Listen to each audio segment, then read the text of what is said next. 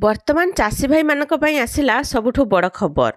आमर प्रधानमंत्री किसान सम्मान निधि योजना रे हिताधिकारी पई आसिला खुशी खबर।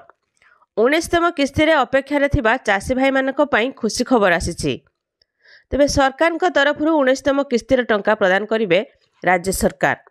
रिपोर्ट अनुसार फेब्रुआरी 24 रे देशर प्राय 9 कोटी चाषी खाता को 2000 टंका लेखाएं प्रदान करा। फेब्रुआरी 24 रे बिहार 19तम किस्ती चाषी अकाउंट को पठाइबे प्रधानमंत्री। यह पूर्वर यह योजनार 18तम किस्ती अक्टोबर 5 रे महाराष्ट्र रे जारी करा जायथिला।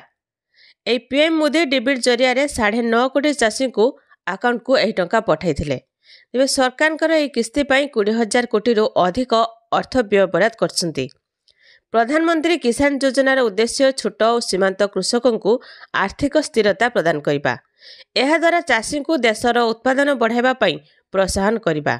एबे योजनार सरकार योग्य चाषी को प्रति वर्ष 6,000 टंका प्रदान करछंती।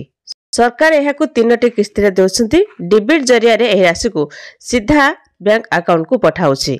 तेबे जेउ चाषी माने निजे चाष जमीर मालिक सेही माने केवल एही योजनार लाभ उठाई पारिबे। गरीब एवं क्षुद्र चाषी जो मानकर वार्षिक आय 2 लाख रु कम सेमाने एही योजना पई योग्य। आयकर देउथिबा चाषी माने एही योजनार लाभ पाई पारिबे नाही। आउ आपण माने प्रधानमंत्री किसान योजनार 2000 टंका पाउछंती कि नाही कमेंट रे जणेबे। 19तम किस्ती रे अपेक्षा रे थिबा चाषी भाई मानक पई खुशी खबर।